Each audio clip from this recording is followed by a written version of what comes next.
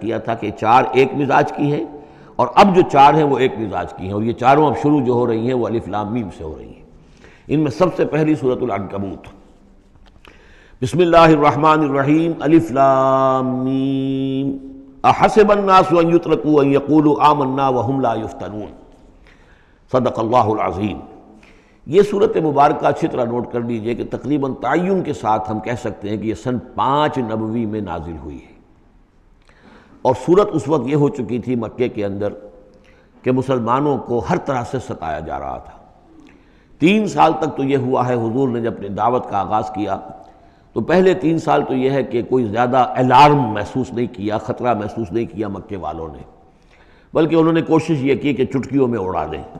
استہزاء ہے، تمسخر ہے، شاعر ہے، ساحر ہے، یہ ہے وہ ہے، جو بھی کہہ کر کہ جیسے کہ ول جو ہوتی ہے کسی کی، اگر یہ ان کی جو ول ہے اس کو کل کر دیا جائے تو اگر یہ بددل ہو کر بیٹھ جائیں محمد تو یہ سارا معاملہ خود ہی ختم ہو جائے گا۔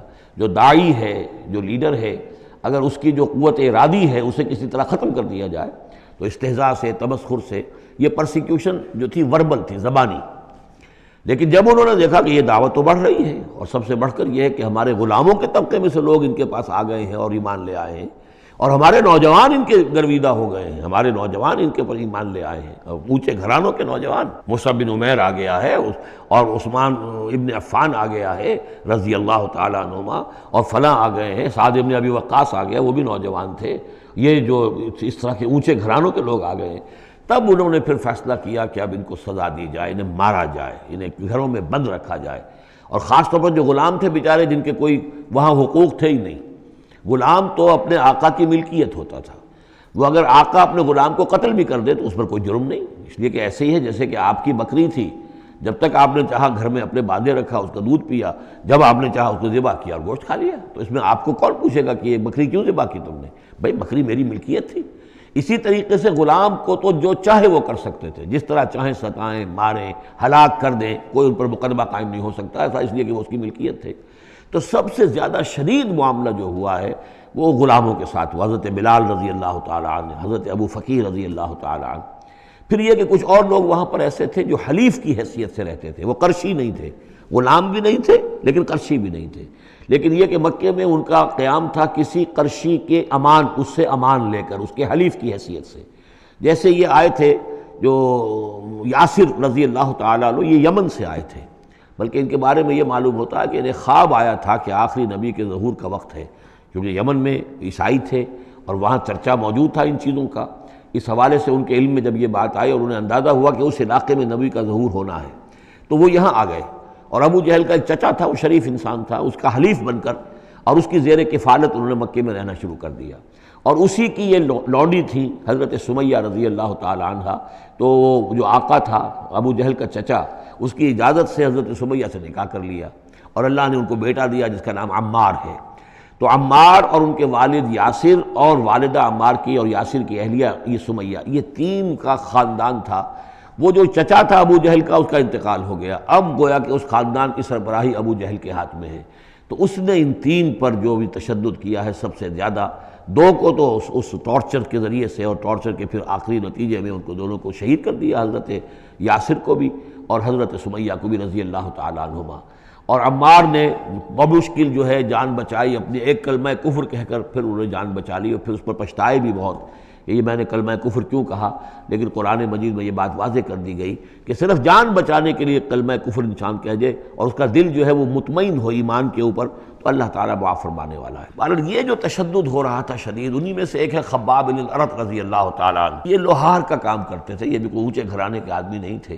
ان کے ساتھ بھی پھر جو کچھ کیا گیا ہے، ان کے ساتھ وہ واقعہ پیش آیا کہ دہکتے ہوئے انگارے جو ہیں وہ لٹائے، زمین کے اوپر بچھائے گئے، انہیں بلایا گیا، اتارو اپنا کرتا اتار دیا، اب لیٹ جاؤ ان کے اوپر، ننگی پیٹھ کے بل وہ دہکتے ہوئے انگاروں پر لٹا دیے گئے۔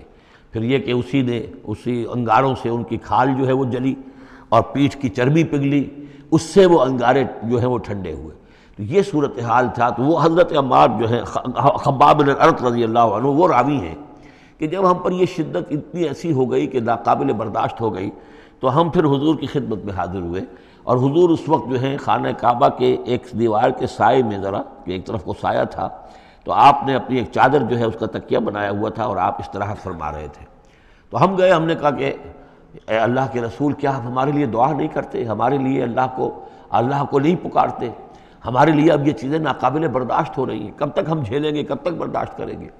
لیکن یہ کہ وہ کہتے ہیں کہ حضور کو یہ ناگوار گزرا، آپ اٹھ کر بیٹھ گئے اور آپ نے فرمایا خدا کی قسم تم جلدی مچا رہے ہو، ابھی تو تم پر وہ چیزیں آئی ہی نہیں ہیں جو تم سے پہلوں پر آئی تھیں۔ ان کے ساتھ تو یہ بھی ہوتا تھا کہ ایک شخص کو لا کر آدھا زمین میں گاڑ دیتے تھے اور باقی جسم جو آدھا اس کا ہوتا تھا زمین سے باہر، تو سر کے اوپر آرا رکھ کر چیرنا شروع کر دیتے تھے اور پورے جسم کو 2 حصوں میں بانٹ دیتے تھے، یہ بھی ہوتا تھا۔ زندہ آگ میں جلا دیتے تھے، یہ بھی ہوتا تھا۔ تو تم جلدی کر رہے ہو، خدا کی قسم وہ دن تو آئے گا کہ ایک سوار صنعا سے حضرت موت تک جائے گا اور اس سے سوائے اللہ کی کسی کا خوف نہیں ہوگا، لیکن بہرحال تمہیں صبر کرنا ہوگا۔ وہ انداز ہے اس رکوع کا۔ یہ جو پہلا رکوع ہے سورہ عنکبوت کا، یہ گویا کہ ایک تحریک اور ایک دعوت، اور انقلابی تحریک ہو، انقلابی دعوت ہو، اس میں جو آزمائشیں آتی ہیں، تکلیفیں آتی ہیں، مصائب آتے ہیں، ظاہر بات ہے لوگوں کو قربانیاں دینی پڑیں گی تبھی کوئی کام ہوگا، بغیر اس کے تو نہیں ہوتا۔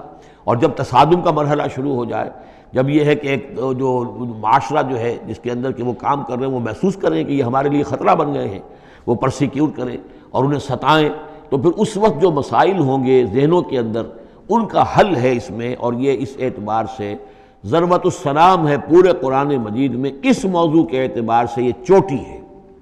جیسے کہ میں نے آپ کو حدیث سنائی لکل شیء ضربۃ یا کل شیء سنام، ہر شے کی ایک چوٹی ہوتی ہے۔ وسنام القرآن سورۃ البقرہ، قرآن کی بحیثیت مجموعی چوٹی وہ تو سورہ بقرہ ہے، لیکن یہ کہ قرآن حکیم میں مختلف جو مضامین کے اعتبار سے جیسا کہ میں نوٹ کراتا آیا ہوں کہ اس موضوع پر یہ آیت یہ گویا کہ ذروۂ سنام ہے، یہ رکوع جو ہے یہ اس موضوع پر ذروۂ سنام ہے قرآن مجید کا، اس کا کلائمیکس ہے، اس کی چوٹی ہے۔ الف لام میم احسب الناس ان یترکوا ان یقولوا آمنا وهم لا یفتنون، کیا لوگوں نے یہ سمجھا تھا کہ وہ چھوڑ دیے جائیں گے صرف یہ کہنے سے کہ ہم ایمان لے آئے اور انہیں آزمایا نہ جائے گا؟ اب دیکھ رہے ہیں، اب وہی تیکھا انداز ہے، اظہار ناراضگی ہے، اظہار خفگی ہے، اس لیے کہ تم سے پہلے جو کچھ ہوا ہے۔ اب یہ 3 آیتیں میں آپ کو نوٹ کرا چکا ہوں۔ سورہ بقرہ کی آیت نمبر 214، ام حسبتم ان تدخلوا الجنة ولما يأتكم مثل الذين خلوا من قبلكم مستهم البأساء والضراء وزلزلوا حتى يقول الرسول والذين آمنوا معه متى نصر الله ألا إن نصر الله قريب۔ یہ آیت ہم پڑھ چکے ہیں۔ اسی کی ہم مضمون آیت جو ہے سورہ آل عمران میں آئی ہے، آیت نمبر 142۔ اسی کی ہم مضمون آیت آ چکی ہے سورہ توبہ میں، آیت نمبر 16۔ لیکن یہ کہ یہ مکی قرآن میں یہ آیت ہے، یہ ہے جڑ اور بنیاد، جو ہے کہ اس کا ظہور جو ہو رہا ہے، پھر یوں سمجھیے کہ یہ کلی کھلی ہے تو 3 اس کی جو پتیاں نمایاں ہوئی ہیں اس آیت کی، وہ سورہ بقرہ، سورہ آل عمران اور سورہ توبہ میں ہے۔ حسب الناس، اور ناس کہا ہے، یہ بھی نہیں کہ اہل ایمان کو یہ غلط فہمی ہو گئی تھی، یہ بھی ایک طرح سے عتاب کا انداز ہے، اللہ تعالیٰ ناراضگی کا اظہار کر رہے ہیں، تم جلدی مچا رہے ہو۔ احسب الناس ان یترکوا ان یقولوا آمنا وهم لا یفتنون، کیا لوگوں نے یہ سمجھا تھا کہ وہ یہ کہنے سے جنت میں داخل ہو جائیں گے، چھوڑ دیے جائیں گے کہ وہ ہم ایمان لے آئے، انہیں آزمایا نہ جائے گا؟ وَلَقَدْ فَتَنَّا الَّذِينَ مِن قَبْلِهِمْ، ہم نے تو جو بھی ان سے پہلے تھے ان کو بھی آزمایا ہے، ہر ایک کو آزمایا۔ آزمائش کے بغیر ہم نہیں کسی کے ایمان کو تسلیم کرتے۔ فَلَيَعْلَمَنَّ اللَّهُ الَّذِينَ صَدَقُوا وَلَيَعْلَمَنَّ الْكَاذِبِينَ، تو اللہ تعالیٰ تو ظاہر کر کے رہے گا، لفظی ترجمہ تو ہوگا اللہ جان کر رہے گا، لیکن اللہ تعالیٰ کا علم تو قدیم ہے، جو کچھ ان کے دلوں میں اللہ جانتا ہے، لیکن اللہ ظاہر کر دے گا کہ کون کتنے پانی میں ہے، کون منافق ہے، کون ضعیف الایمان ہے، کون قوی الایمان ہے، کون صادق الایمان ہے، کون جو ہے جھوٹ موٹ کا مومن بنا ہوا ہے، کون وہ دودھ پینے والا مجنو ہے اور کون واقعتاً جانثار مجنو ہے۔ یہ سب کچھ پتہ چلتا ہے آزمائشوں سے، اور ہم نے تو آزمایا ہے ان کو بھی جو ان سے پہلے تھے، تو لازماً اللہ واضح کر کے رہے گا، مبرہن کر دے گا ان کو بھی کہ جو سچے ہیں، اور وہ یقیناً واضح کر دے گا، نمایاں کر دے گا ان کو بھی جو جھوٹے ہیں۔ اب اس کے ساتھ ہی دیکھیے اس میں جو عجیب آپ کو بات ملے گی اس رکوع میں، یہ 2 آیتیں آئی ہیں، کیونکہ ایک آیت تو حروف مقطعات پر تھی، یہ 2 آیتیں آئی ہیں۔ اس میں تو ڈانٹ، ایک طرح کی ڈانٹ پڑ گئی ہے صحابہ کرام کے اوپر جنہوں نے ذرا سا بھی شکوہ کیا تھا، لیکن اب 2 آیتوں میں اس کی دلجوئی ہے ان کی، یعنی یہ کہ ایک طرف ترغیب ہے تو ترغیب بھی ہے۔ جیسے کوئی شفیق استاد ہوتا ہے، کبھی کسی وقت ڈانٹتا بھی ہے، کوئی گھرکی بھی دیتا ہے، کوئی جھڑکی بھی دیتا ہے، کسی وقت مارتا بھی ہے، سزا بھی دیتا ہے، پھر لیکن کسی وقت پھر یہ کہ حوصلہ افزائی بھی کرتا ہے، تھپکی بھی دیتا ہے، پیٹھ پر ہاتھ رکھتا ہے۔ تو اس طریقے سے یہ اللہ تعالیٰ کا معاملہ اپنے بندوں کے ساتھ اسی طرح ہے، جیسے کہ حدیث میں آیا الخلق عیال اللہ، مخلوق جو ہے اللہ تعالیٰ کے لیے اس کے کنبے کی حیثیت رکھتی ہے۔ تو دو آیتیں جو آئی ہیں وہ تو گویا کہ ایک طرح سے سرزنش کی اور اظہار ناراضگی، اظہار خفگی۔ اب دو آیتیں دیکھیے، ام حسب الذین یعملون السیئات ان یسبقونا، کیا سمجھا ہے، گمان کیا ان لوگوں نے جو یہ برے کام کر رہے ہیں۔ یہ اشارہ ہے اب ابو جہل جو مار رہا ہے، حضرت یاسر کو مار رہا ہے، حضرت سمیہ کو مار رہا ہے، ٹارچر کر رہا ہے، یا جو بھی امیہ ابن خلف ہے جو حضرت بلال کے ساتھ وہ سختیاں کر رہا ہے، گلے میں رسی ڈال کر، اور جو جانوروں کی لاشیں ہوتی ہیں ان کے طریقے سے گھسیٹا جا رہا ہے مکے کی گلیوں کے اندر، اور بڑی تپتی ہوئی جو ہے گلیاں ہیں اور اوپر سورج آگ برسا رہا ہے، اور سیدھا لٹا دیا گیا ہے انہیں ننگے پیٹھ، اور پھر اوپر ایک بھاری پتھر بھی رکھ دیا گیا۔ لوگ یہ حرکتیں کر رہے ہیں، کیا ان کا یہ گمان ہے کہ وہ ہماری پکڑ سے بچ جائیں گے؟ اب یہ بات ان کی طرف آئی تو گویا کہ اہل ایمان کے لیے ایک دل جوئی و تشفی، ان کے زخموں پر مرہم رکھا جا رہا ہے کہ یہ نہ سمجھو کہ یہ بچے رہیں گے، ایک وقت آئے گا۔ چنانچہ خود حضرت بلال رضی اللہ تعالیٰ عنہ نے غزوہ بدر میں امیہ ابن خلف جو ان کا آقا تھا اسے قتل کیا ہے۔ حالانکہ حضرت عبد الرحمن ابن عوف نے کوشش کی، اس کے ساتھ کچھ ان کے تعلقات تھے پرانے، اس کی بنا پر اس کو بچانے کی کوشش کی کہ تاکہ اسے قید کر لیں، قتل نہ ہونے دیں، قیدی ہو جائے تاکہ پھر یہ کہ وہ فدیہ دے کر چھوٹ سکے۔ لیکن حضرت بلال کو جو غصہ تھا اس پر، تو وہ پورا غصہ انہوں نے اس وقت اتارا ہے۔ اور یہی بات میں کہا کرتا ہوں کہ جو مکے میں 12 برس کہا گیا کہ ذرا اپنے ہاتھ روکے رکھو، تو نالا ہے بلبل شوریدہ تیرا خام ابھی، اپنے سینے میں اسے اور ذرا تھام ابھی، ایک وقت آئے گا کہ تمہارے ہاتھ کھول دیے جائیں گے۔ اور وہ ہم سورہ حج میں پڑھ چکے ہیں، اذن للذین یقاتلون بانہم ظلموا، اب تک تمہارے ہاتھ ہم نے باندھے رکھے ہوئے تھے اور اب تمہارے ہاتھ کھولے جا رہے ہیں۔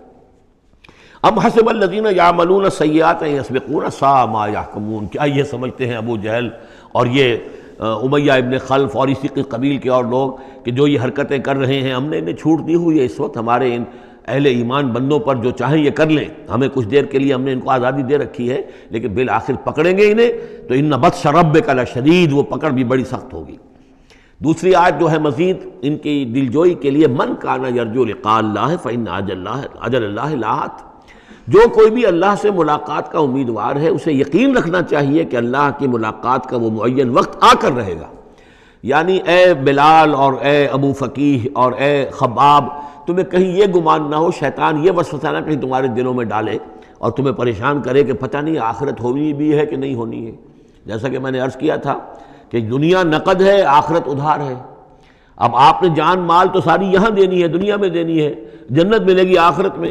تو جو شیطان وسوسہ اندازی کرتا ہے، نو نقد نہ تیرا ادھار، یہ ادھار کی دنیا جو معاملہ ہے، سودا ادھار کی جنت ہے یہ، اور تم دنیا کے اندر اپنا سب کچھ لٹا رہے ہو، تو ایسا نہ ہو، تمہیں یقین رکھنا چاہیے کہ وہ وقت آ کر رہے گا اور اللہ تعالیٰ تمہاری ان تمام ایثار اور قربانی کی جو تم دے رہے ہو اس کے دین کے لیے، اس کی توحید کے لیے، اس کا بھرپور تمہیں صلہ دے گا۔ وَهُوَ السَّمِيعُ الْعَلِيمُ، وہ سب کچھ سننے والا ہے اور سب کچھ جاننے والا ہے، اس کی نگاہ سے کوئی چیز پوشیدہ نہیں ہے۔ وَمَنْ جَاهَدَ فَإِنَّمَا يُجَاهِدُ نَفْسِهِ، اب پھر ایک ذرا تھوڑے سے سرزنش کی آیت بھی آ گئی، دو آئی تھی سرزنش کے انداز میں، دو دلجوئی کے انداز میں، اب پھر ایک پھر سرزنش کا انداز ہے، وہ کیا ہے؟ وَمَنْ جَاهَدَ فَإِنَّمَا يُجَاهِدُ لِنَفْسِهِ، دیکھو اگر تم کوئی قربانیاں دے رہے ہو، تکلیف اٹھا رہے ہو، ایثار کر رہے ہو، تو جو بھی جہاد کر رہا ہے وہ اپنے لیے کر رہا ہے، وہ ہمارے اوپر احسان نہ سمجھے۔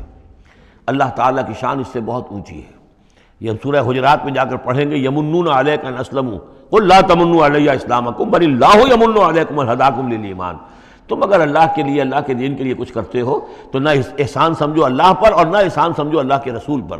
اللہ کا احسان ہے کہ اس نے تمہیں قبول کر لیا ہے اور تمہیں یہ ساری کام کرنے کی توفیق وہ دے رہا ہے، یہ احسان مانو۔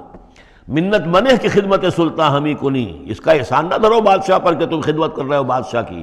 منت شناس ازو کہ بخدمت بداشتت، اس کا احسان مانو کہ اس نے تمہیں خدمت کا موقع دیا ہے۔ تو اللہ تعالیٰ کا احسان مانو اور یہ نہ سمجھو کہ تم اللہ پر کوئی احسان کر رہے ہو۔ وَمَنْ جَاهَدَ فَإِنَّمَا يُجَاهِدُ نَفْسَهُ، اب دیکھ رہے ہیں کہ کس قدر متعلق یہ چیزیں ہیں، انسانی احساسات ہوتے ہیں، اس طرح کے خیالات آتے ہیں۔ إِنَّ اللَّهَ لَغَنِيٌّ عَنِ الْعَالَمِينَ، اللہ تعالیٰ تو تمام جہانوں سے غنی ہے، اسے کسی کی احتیاج نہیں ہے۔ وَالَّذِينَ آمَنُوا وَعَمِلُوا الصَّالِحَاتِ، اب ایک آیت آ رہی ہے پھر دلجوئی والی، اور جو لوگ ایمان لائے اور جو لوگ نیک عمل کریں گے، ایمان کے تقاضے پورے کریں گے، ثابت قدم رہیں گے، ان مصیبتوں کو جھیلیں گے، لَنُكَفِّرَنَّ عَنْهُمْ سَيِّئَاتِهِمْ، ہم لازماً دور کر دیں گے ان سے ان کی برائیوں کو، ان کے نامہ اعمال کے اوپر اگر کوئی دھبے ہوئے بھی، کوئی چھینٹی ہوئی بھی تو ہم انہیں ہٹا دیں گے، اور وَلَنَجْزِيَنَّهُمْ أَحْسَنَ الَّذِي كَانُوا يَعْمَلُونَ، اور ہم لازماً بدلہ دیں گے اس رکوع میں آپ دیکھ رہے ہیں کہ یہ جو لام مفتوح شروع میں اور پھر نون مشدد جو ہے وہ کس قدر تکرار کے ساتھ آ رہا ہے. فَلَيَعْلَمَنَّ اللَّهُ الَّذِينَ صَدَقُوا وَلَيَعْلَمَنَّ الْكَاذِبِينَ. آیت نمبر 3 کے اندر بھی 2 مرتبہ وہ صیغہ آیا. اب یہاں جو آیا لَنُكَفِّرَنَّ عَنْهُمْ سَيِّئَاتِهِمْ، ہم لازماً ان سے ان کی برائیوں کو دور کر دیں گے. وَلَنَجْزِيَنَّهُمْ أَحْسَنَ الَّذِي كَانُوا يَعْمَلُونَ، اور یقیناً بدلہ دیں گے انہیں بہت عمدہ ان کے اعمال کا. وَوَصَّيْنَا الْإِنسَانَ بِوَالِدَيْهِ. اب ایک مسئلہ اور تھا عملی، جو لوگ ایمان لائے تھے نوجوان تھے، جو ان میں سے نوجوان تھے، اب ان کے لیے مسئلہ یہ ہو گیا کہ والدین کہہ رہے ہیں ہمارے حقوق ہیں تمہارے اوپر، ہم نے تمہیں پالا پوسا ہے، لہذا ہمارا حکم مانو. ہم کہتے ہیں کہ محمد سے تم اپنا تعلق توڑ لو، چھوڑو اس کو، دین کو، کیوں اس میں لگے ہوئے ہو؟ آخر تم ہماری اولاد ہو، ہم نے تمہیں پالا. خاص طور پہ ماں، حضرت سعد بن ابی وقاص کی والدہ، والد تو فوت ہو چکے تھے لیکن والدہ جو ہے اس نے بڑے ناز و نام میں پالا تھا. اب اس کے بعد اس نے جو ہے مرن برت رکھ لیا اس عورت نے، ماں جو تھی حضرت سعد بن ابی وقاص کی.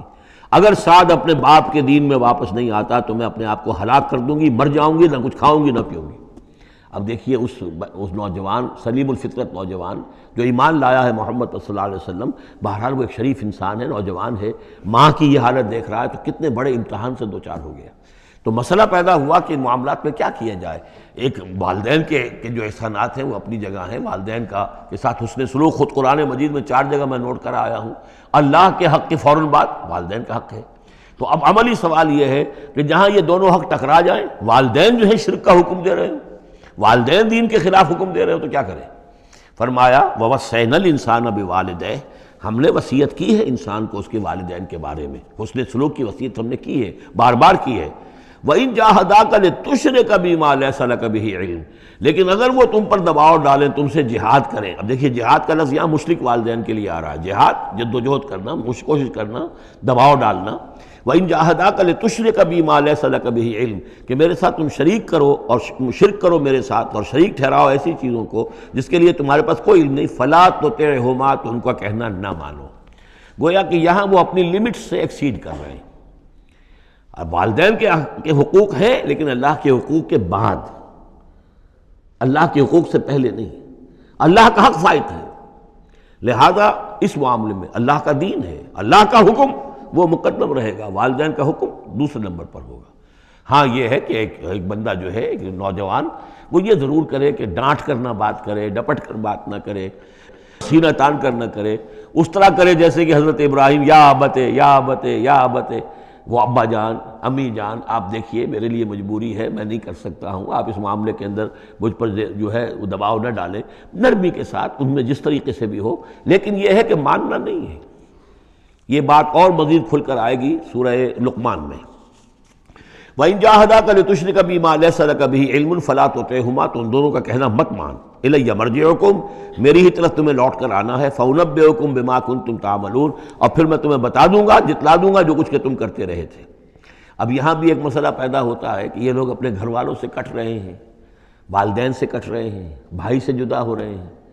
اب یہ عتبہ ابن ربیعہ جو بہت بڑا سردار تھا، ان کے بڑے بیٹے جو ہیں حذیفہ ابن عتبہ، وہ ایمان لے آئے. اور چھوٹا بھائی وہ تھا کہ جو میدان میں گیا، میدان جنگ میں باپ کے ساتھ غزوہ بدر میں، جو پہلے جو 3 جو ہے واصل جہنم ہوئے ان میں وہ بھی تھا، ولید بن عتبہ غالباً نام تھا اس کا. تو بھائی سے جدا ہو رہا ہے، رشتہ داروں سے اب کٹ گئے ہیں، والدین سے گھر نکال دیے گئے ہیں. تو اب ان میں جو ان کے دل زخمی ہیں، ان زخمی دلوں پہ مرہم کیا رکھا جا رہا ہے؟ وہ یہ ہے کہ تم صرف کٹے ہی نہیں ہو، جڑے بھی تو ہو. اب تم محمد سے جڑ گئے ہو، اب تم ابو بکر سے جڑ گئے ہو، اب تم یہ جو اہل ایمان کا طبقہ ہے، اب ایک نئی برادری وجود میں آ رہی ہے. یہ تمہارے اصل بھائی ہیں، یہ تمہارے جو دین کے اندر بھائی ہیں، جو نظریاتی بھائی ہیں، جو ہم مقصد بھائی ہیں، یہ ہے تمہارے اصل اب عزیز. تو اللہ تعالیٰ نے اگرچہ تمہیں کٹنے کا بھی حکم دے دیا ہے، لیکن یہ کہ اس نے جو تمہارے لیے ایک رفاقت فراہم کی ہے. والذین آمنوا وعملوا الصالحات لندخلنہم فی الصالحین، اور یقیناً وہ لوگ جو ایمان لائے اور نیک عمل کرے انہیں داخل کریں گے صالحین میں. اور یہ داخلہ دنیا میں بھی ہو گیا. محمد رسول اللہ نے انہیں چھاتی سے لگایا، سینے سے لگایا. اور جیسا کہ 2 دفعہ ہم پڑھ چکے ہیں، حضور کو اللہ تعالیٰ حکم دے رہا ہے کہ آپ ان کے سامنے ذرا اپنے کندھے تواضع، آپ اے محمد آپ تواضع اختیار کیجئے، ان کے سامنے اپنے کندھے جھکائیے.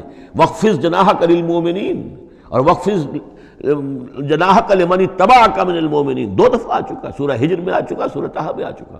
تو گویا کہ یہ اللہ تعالیٰ نے اپنا احسان بتایا. اور پھر آخرت میں اولئک مع الذین انعم اللہ علیہم من النبیین والصدیقین والشہداء والصالحین، ان کی رفاقت حاصل ہوگی. اب ایک اور بڑا مسئلہ آ رہا ہے، وَمِنَ النَّاسِ مَن يَقُولُ آمَنَّا بِاللَّهِ، لوگوں میں سے کچھ ایسے بھی ہیں جو کہتے ہیں ہم ایمان لے آئے اللہ پر، اور لاتے بھی ہیں خلوص کے ساتھ، اخلاص کے ساتھ، کوئی جھوٹ نہیں، کوئی فریب نہیں.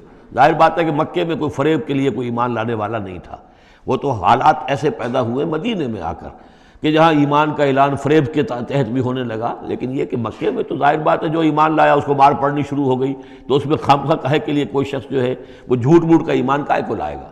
لیکن یہ ضرور ہوتا ہے کہ کچھ لوگ کم ہمت ہوتے ہیں، جیسا کہ میں بارہا آپ سے عرض کر چکا ہوں. کچھ لوگ باہمت ہوتے ہیں، کچھ کم ہمت ہوتے ہیں. باہمت وہ ہیں کہ جو ایمان لائے اب ہر چہ بعد حد جو ہو سو ہو، ماں کشتی درا بنداختے، جان جاتی ہے جائے کوئی بات نہیں، جو ہو سو ہو. کچھ لوگ ہوتے ہیں جن میں اتنی ہمت نہیں ہوتی، گھبرا اٹھتے ہیں. اب ان کو بتایا جا رہا ہے کہ دیکھو اگر تم نے استقامت کا ثبوت اپنا دیا تو اس میں اس کا نتیجہ کیا نکلے گا، تمہارا کیا انجام ہوگا. اب وہ ذرا ہے کہ اس میں ان کے لیے پھر تحدید ہے. وَمِنَ النَّاسِ، لوگوں میں سے کچھ ایسے بھی ہیں جو کہتے ہیں مَن یقول آمنا باللہ، ہم اللہ پر ایمان لائے. فَإِذَا أُوذِیَ فِی اللَّہِ، جب اللہ کی راہ میں اللہ کی توحید کو ماننے کی وجہ سے ان کو ایذا پہنچائی جاتی ہے، پرسیکیوٹ کیا جاتا ہے، انہیں ٹارچر کیا جاتا ہے، جعل فتنة الناس کعذاب اللہ، تو وہ لوگوں کی طرف سے ڈالی ہوئی فتنے کو، آزمائش کو، یہ ایسے اس سے گھبرا اٹھتے ہیں جیسے اللہ کے عذاب سے گھبرانا چاہیے. کم ہمتی ہے. وَلَئِن جَاءَ نَصْرٌ مِّن رَبِّكَ، اور اے نبی اگر آپ کے رب کی طرف سے مدد آ جائے، صورتحال تبدیل ہو جائے، فتح آپ کو مل جائے، حالات اچھے ہو جائیں، لَيَقُولُنَّ إِنَّا كُنَّا مَعَكُمْ، اس وقت پھر یہ کہیں گے کہ ہم بھی تو آپ کے ساتھ ہی تھے. یہ کردار پہلے بھی آ چکا ہے، سورہ بقرہ میں آ چکا، سورہ حج میں آ چکا. وَمِنَ النَّاسِ مَن يَعْبُدُ اللَّهَ عَلَىٰ حَرْفٍ فَإِنْ أَصَابَهُ خَيْرٌ اطْمَأَنَّ بِهِ وَإِنْ أَصَابَتْهُ فِتْنَةٌ انقلب عَلَىٰ وَجْهِهِ خَسِرَ الدُّنْيَا وَالْآخِرَةَ. وہی کردار پھر یہاں پر آ گیا ہے. کوئی کہا کہ ہم ایمان لے آئے، لیکن جب تکلیف آئی، کوئی مصیبت آئی تو ایسے گھبرا گئے جیسے کہ اللہ کے عذاب سے گھبرانا چاہیے. لیکن یہ کہ اس کے بعد اگر نصرت آ جائے تو یہ آپ موجود ہوں گے کہ ہم بھی ساتھی تھے آپ کے. اولیس اللہ بعالم بما فی صدور العالمین، تو کیا اللہ بخوبی واقف نہیں ہے اس سے کہ جو لوگوں کے جو تمام جہان والوں کے دلوں کے اندر ہے اور جو ان کے سینوں کے اندر مضمر ہے. وَلَيَعْلَمَنَّ اللَّهُ الَّذِينَ آمَنُوا وَلَيَعْلَمَنَّ الْمُنَافِقِينَ، اور یقیناً اللہ ظاہر کر کے رہے گا سچے اہل ایمان کو اور ظاہر کر کے رہے گا منافقین کو. گویا کہ یہ شکل جو ہے یوں سمجھیے یہ وہ روگ ہے کہ یہ اگر بڑھ گیا، تم نے ابھی نپ دی ایول ان دی بڈ، ابھی فوری طور پر اس کی اصلاح کر لو، فوری طور پر علاج کر لو. ابھی ٹی بی کا تمہیں انفیکشن ہوئی ہے، فرسٹ سٹیج میں ہے، علاج کر لو. لیکن اگر کہیں تم نے اس وقت پرواہ نہ کی اس کی اور یہ مرض بڑھ گیا تو یہ منافقت تک لے جائے گا تمہیں. اللہ تعالیٰ پھر کھول دے گا کہ یہ منافقت ہے. تو یہ ہے اصل میں پورے مکی قرآن میں یہ ایک جگہ ہے جہاں لفظ منافقین آیا ہے. باقی کردار آیا ہے سورہ حج کے اندر بھی، لیکن وہاں لفظ منافق نہیں ہے. وَمِنَ النَّاسِ مَن يَعْبُدُ اللَّهَ عَلَىٰ حَرْفٍ فَإِنْ أَصَابَهُ خَيْرٌ اطْمَأَنَّ بِهِ وَإِنْ أَصَابَتْهُ فِتْنَةٌ انقلب عَلَىٰ وَجْهِهِ خَسِرَ الدُّنْيَا وَالْآخِرَةَ. لیکن یہاں کھول دیا گیا یہ کردار کس کا ہے، یہ تو پھر منافقت سے. وَلَيَعْلَمَنَّ اللَّهُ الَّذِينَ آمَنُوا وَلَيَعْلَمَنَّ الْمُنَافِقِينَ. اب ایک اور تیسرا پرابلم ہے، یہ 3 پرابلم یہاں پر ٹیکل کیے گئے ہیں. وہ نوجوان جن کے والدین ان کے اوپر دباؤ ڈال رہے تھے، یا وہ کم ہمت لوگ جو ان ایذاؤں سے گھبرا رہے تھے، اور تیسرا یہ ہے کہ کچھ بزرگ لوگ بڑے مخلصانہ انداز میں آ کر کہتے ہیں نوجوانوں سے، کہاں اپنے برباد کر رہے ہو، کیریئر برباد کر رہے ہو، اچھے بھلے تعلیم حاصل کر رہے تھے، تم جا رہے تم کس کام میں پڑ گئے ہو، اب تمہاری تعلیم اس درجے کی نہیں رہی ہے، تمہارا کاروبار اچھا جا رہا تھا، کیریئر تھا، تمہارا پروفیشن بہت چمک رہا تھا، اور تم اس کام میں پڑ گئے ہو. دیکھو یہ تو ایک شخص نے تمہیں ورغلا دیا. دیکھو ہمارے راستے پر چلو، راستہ صحیح یہی ہے. ہم آخر بوڑھے لوگ ہیں، ہمارا تجربہ ہے، ہم نے اپنے بال دھوپ میں سفید نہیں کیے ہیں. ہم تمہیں اپنے تجربے کی وجہ سے کہہ رہے ہیں کہ ہمارے راستے ہی پر چلتے رہو اور کوئی اس کے اندر نقصان نہیں ہوگا، کوئی اللہ کے ہاں پکڑ نہیں ہوگی. اور اچھا اگر اللہ کے ہاں پکڑ ہوئی تو تمہاری طرف سے ہم جواب دہ ہیں، تمہارے گناہوں کا بوجھ ہم اٹھا لیں گے. اب یہ گویا کہ نہایت ناصحانہ انداز، مخلصانہ انداز، بزرگانہ انداز، اس میں یہ بات کہی جاتی تھی. اب اس میں کیا کریں، اس کا جواب دیا گیا. وَقَالَ الَّذِينَ كَفَرُوا لِلَّذِينَ آمَنُوا اتَّبِعُوا سَبِيلَنَا، اور کہتے ہیں یہ کافر ان سے کہ جو ایمان لے آئے، ہمارے ہی راستے کی پیروی کرو، چلے آؤ انہی راستوں پر. وَلْنَحْمِلْ خَطَايَاكُمْ، ہم اٹھا لیں گے تمہاری خطاؤں کو، یعنی تمہاری خطاؤں کا بوجھ، تمہارے گناہوں کی سزا ہم بھگت لیں گے. وما ہم بحاملین من خطایاہم من شیء، اور نہیں ہیں وہ ان کی خطاؤں میں سے اٹھانے والے کچھ بھی، انہم لکاذبون، وہ جھوٹ بول رہے ہیں، ولا يحملن اثقالهم واثقالا مع اثقالهم، البتہ وہ اٹھائیں گے لازماً. پھر دیکھیے وہ ليعلمن اللہ الذین آمنوا ولا يعلمن المنافقین، اور یہاں پھر وہ لفظ آیا ولا يحملن اثقالهم، وہ لازماً اٹھائیں گے اپنے بوجھ بھی، اور جو گمراہ کرنے کی کوشش کر رہے ہیں اس کی وجہ سے اپنے بوجھوں میں اضافہ کر رہے ہیں، وہ مزید بوجھ ہوں گے. لیکن اے نوجوانوں، اگر تم نے ان کی بات مان لی تو تمہارے بوجھ جو ہے وہ نہیں رہ سکیں گے، وہ تمہیں کو اٹھانے پڑیں گے. ولا يسألن یوم القیامۃ عما كانوا یفترون، اور ان سے لازماً باز پرس ہوگی قیامت کے دن جو افطرا وہ کرتے رہے تھے، جو جھوٹ انہیں گھڑا تھا کہ ہم تمہارے بوجھ اٹھا لیں گے، جبکہ لا تزر وازرۃ وزر اخری، قیامت میں کوئی نہیں ہے جان جو کسی دوسرے کا بوجھ اٹھا لے. یہ 13 آیات، بلکہ یہ کہ اگر حروف مقطعات نکال دے تو 12 آیات، یہ میں سمجھتا ہوں کہ کسی بھی انقلابی اسلامی تحریک کے کارکن کے لیے یہ حرز جان بننے والی آیات ہیں، کہ یہ معلوم ہے کہ اس کے ذہن میں، اس کے شعور میں پیوست ہو جائیں، جیسے کہ پتھر پر کھود دیا جائے اس طرح نقش ہو جائیں. بارک اللہ لی و لکم فی القرآن العظیم ونفعنی وإیاکم بالآیات والذکر الحکیم.